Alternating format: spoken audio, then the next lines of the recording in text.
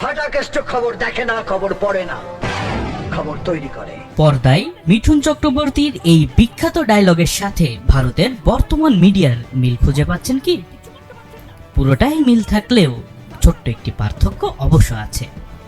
সিনেমার মিঠুন খবর না দেখে না পড়ে খবর তৈরি করেন, কিন্তু ভারতের মিডিয়া তৈরি করছে গুজব। প্রতিনিয়ত নিত্য নতুন গুজব ছড়ানোই তাদের যেন জুড়ি মেলা ভার। সেই সব অপপ্রচারের প্ররোচনাতেই বোধহয় সম্প্রতি কলকাতার অদূরে দেগঙ্গা বিধানসভা এলাকায় সদস্য সংগ্রহ অভিযানে এসে ভারতীয় গণমাধ্যমের কথা উল্লেখ করে মিঠুন বলেন, যা সব কথাবার্তা শুনছি, টিভিতে দেখছি, যে যা পাচ্ছে তাই বলছে। খালি এক লাইন বলতে চাই, do not under estimate India. ভারতকে আন্ডার এস্টিমেট করবেন না।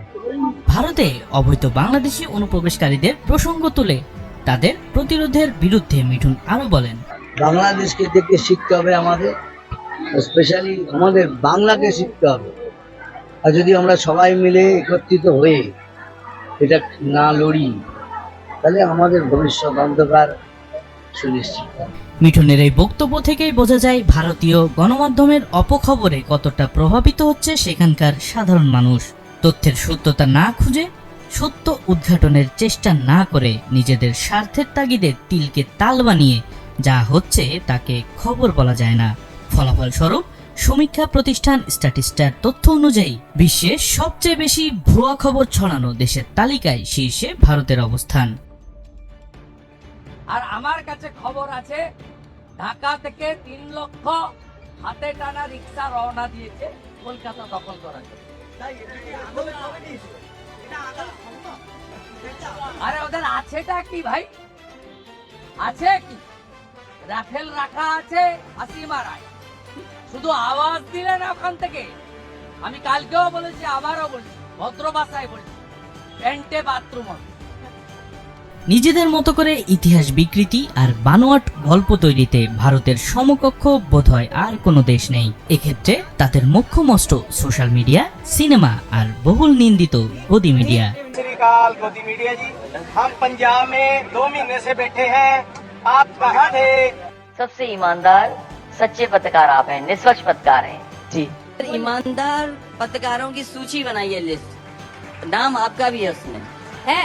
দেশটির বর্তমান ক্ষমতাসীন দল নিজেদের রাজনৈতিক উচ্চাভিলাষ পূরণে আর হিন্দুত্ববাদী শ্রেষ্ঠত্ব প্রতিষ্ঠা করার এজেন্ডা নিয়েই যেন কাজ চালিয়ে যাচ্ছে। পরিকল্পিতভাবে সুলতানি ও মুঘল আমলে নির্মিত 1200 বছরের প্রাচীন মুসলিম সংস্কৃতি ও ঐতিহ্যের নাম নিশানা মুছে ফেলা, ঐতিহাসিক বাবরি মসজিদ ভেঙে মন্দির তৈরি করা, 200 বছরের পুরনো শহর এলাহাবাদের নাম পরিবর্তন করে প্রয়াগরাজ রাখা, প্রেসিডেন্ট ভবনের বাগানের নাম মুঘল গার্ডেন থেকে বদলে অমৃত উদ্যান করা, দিল্লিতে আকবর রোডের নাম বদলে মহারানা প্রতাপের নামে রাখার চেষ্টা, আগ্রায় মুঘলিয়ানা থিমের একটি মিউজিয়ামের নাম বদলে শিবাজির নামে রাখা, মুসলিমদের বাড়িঘর ভাঙতে বুলডোজার নীতি গ্রহণ সহ মুসলিম, খ্রিস্টান ও সংখ্যালঘু অধ্যুষিত এলাকার নাম ও ইতিহাস পরিবর্তন যেন নিত্য নৈমিত্তিক ব্যাপার। আর এইসব অপকর্ম ঢাকতে তাদের একটাই বলি, Hindu খাত্রে মেহে।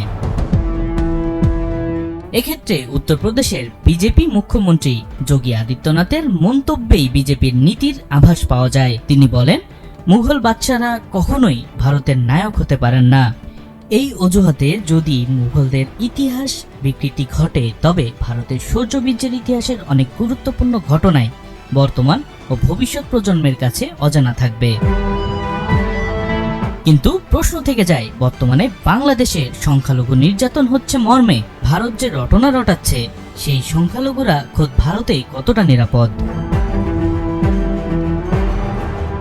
US commission on international religious ফ্রিডমের গত 1 মে প্রকাশিত রিপোর্ট অনুযায়ী বিশ্বের সবচেয়ে গুরুতর ধর্মীয় স্বাধীনতা লঙ্ঘনকারী দেশের তালিকায় শুরুর দিকেই আছে ভারত। এছাড়াও অস্থির মণিপুরে, যেখানে জাতিগত দাঙ্গায় এখন পর্যন্ত প্রায় 4 শতাধিক মানুষের প্রাণহানি হয়েছে। অস্থিরতা আছে ছত্তিশগড়, কাশ্মীর, নাগাল্যান্ড, পশ্চিমবঙ্গ সহ আরও কিছু রাজ্যে।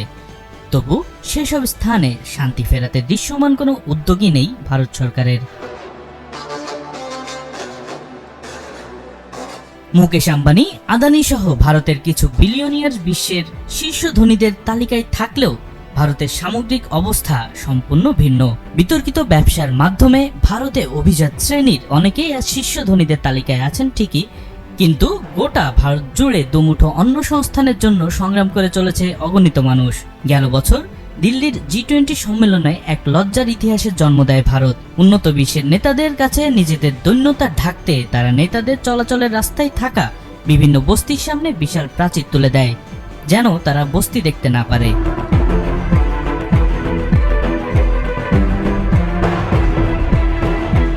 ওয়াটার এইডের মতে ভারতের মোট জনসংখ্যার 11% মানুষ এখনো খোলা স্থানে মলত্যাগ করে। গ্লোবাল হাঙ্গার ইন্ডেক্সের মতে 2024 সালে বৈশ্বিক ক্ষুধা সূচকে 127 দেশের মধ্যে ভারতের অবস্থান 105।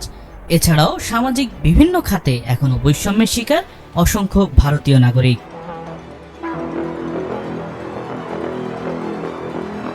অপতথ্যের ভিত্তিতে স্ট্যান্ডবাজি ও মিথ্যা খবরের চক্রব্যূহ থেকে বের হয়ে প্রতিবেশী দেশ হিসেবে সত্য প্রচারের দাবি বাংলাদেশি জনতার। Desk report BE news.